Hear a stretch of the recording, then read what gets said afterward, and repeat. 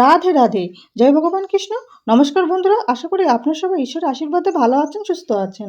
আজকের এই পর্বের বিষয় হলো এই বছর অর্থাৎ ২০২৬ সালে বাংলার ১৪৩২ বঙ্গাব্দে বছরের শেষ পূর্ণিমা চৈত্র মাসের পূর্ণিমার পূর্ণাঙ্গ সময়সূচি জেনে নেব পঞ্জিকা অনুসারে। পূর্ণিমা তিথি কতক্ষণ থাকবে, অর্থাৎ পূর্ণিমা তিথি কখন শুরু কখন শেষ, পূর্ণিমার নিশি ব্রত উপবাস এবং গঙ্গা স্নান ও দানের সব থেকে শুভ সময় কখন থাকতে চলেছে। এই দিন শ্রী শ্রী সত্যনারায়ণ পূজা এবং অমৃত যুগের সময়সূচি জানবো। এছাড়াও জেনে নেব চৈত্র মাসের পূর্ণিমার দিন শাস্ত্র অনুসারে কি করবেন, কি খাবেন এবং কি নিষেধ রয়েছে। এই সবকিছু জেনে নেব আজকের এই পর্ব থেকে। সনাতন ধর্মের প্রতিটি পূর্ণিমার বিশেষ আধ্যাত্মিক তাৎপর্য রয়েছে, কিন্তু চৈত্র মাসের পূর্ণিমাকে অত্যন্ত পবিত্র ও পুণ্যময় বলে মনে করা হয়। এই দিনটি কেবল আত্মশুদ্ধি ও আধ্যাত্মিক সাধনার সুযোগই দেয় না, বরং ঐশ্বরিক আশীর্বাদ লাভের দিব্য দ্বার খুলে দেয়। এই দিনে চাঁদ যে ১৬টি রূপে পূর্ণ হয়ে আকাশে কিরণ ছড়ায়, যা মন, আবেগ এবং চেতনার ভারসাম্যের প্রতীক। চৈত্র মাসের পূর্ণিমার এই পবিত্র দিনটি ভগবান বিষ্ণু, চন্দ্রদেব, বিশেষ করে ভগবান হনুমানজির পূজার জন্য অত্যন্ত শুভ বলে বিবেচিত হয়। ধর্মীয় বিশ্বাস অনুসারে হনুমানজি এই দিনেই আবির্ভূত হয়েছিলেন, যা ভক্তদের জন্য এই দিনটিকে ভক্তি, শক্তি ও বজরংবলী সেবার জন্য এক চমৎকার মিলনস্থলে পরিণত করে। চৈত্র পূর্ণিমা অন্যান্য পূর্ণিমার তুলনায় এই পূর্ণিমা বিশেষ তাৎপর্য রয়েছে। এই দিন হনুমানজির পূজা করলে তিনি ভক্তদের দুঃখ লাঘব করেন এবং তাদের সাহস, জ্ঞান ও শক্তি প্রদান করেন।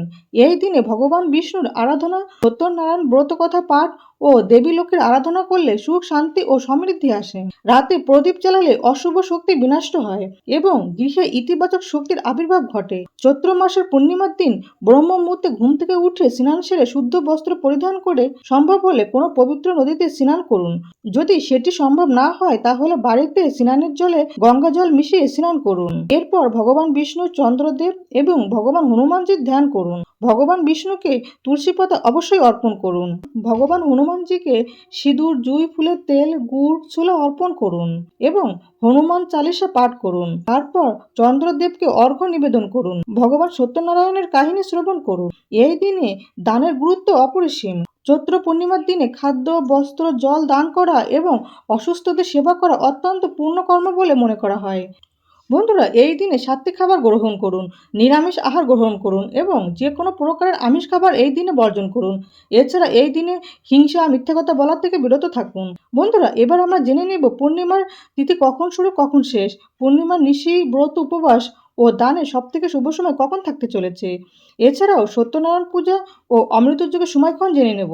এই বছর অর্থাৎ ২০২৬ সালের ১৪৩২ বঙ্গাব্দে বছরের শেষ চৈত্র মাসের পূর্ণিমার পূর্ণাঙ্গ সময়সূচি। পূর্ণিমা তিথি শুরু হবে ১লা এপ্রিল ২০২৬ বাংলার ১৭ই চৈত্র ১৪৩২ বঙ্গাব্দ বুধবার সকাল ৬টা বেজে ৩৫ মিনিট থেকে। পূর্ণিমা তিথি সমাপ্ত হবে ২রা এপ্রিল ২০২৬ বাংলার ১৮ই চৈত্র ১৪৩২ বঙ্গাব্দ বৃহস্পতিবার সকাল ৬টা বেজে ৪৮ মিনিটে। চৈত্র মাসের চৈত্র পূর্ণিমার নিশি পালিত হবে ১লা এপ্রিল ২০২৬ বাংলার ১৭ই চৈত্র ১৪৩২ বঙ্গাব্দ বুধবার। চৈত্র পূর্ণিমার ব্রত উপবাস পালিত হবে ২রা এপ্রিল ২০২৬ বাংলার ১৮ই চৈত্র ১৪৩২ বঙ্গাব্দ বৃহস্পতিবার। চৈত্র পূর্ণিমার দিন গঙ্গা স্নান ও দানের সবথেকে শুভ সময় থাকতে চলেছে ২রা এপ্রিল ২০২৬ বাংলার ১৮ই চৈত্র ১৪৩২ বঙ্গাব্দ বৃহস্পতিবার সূর্যোদয় থেকে শুরু করে সকাল ৬টা বেজে ৪৮ মিনিটের মধ্যে।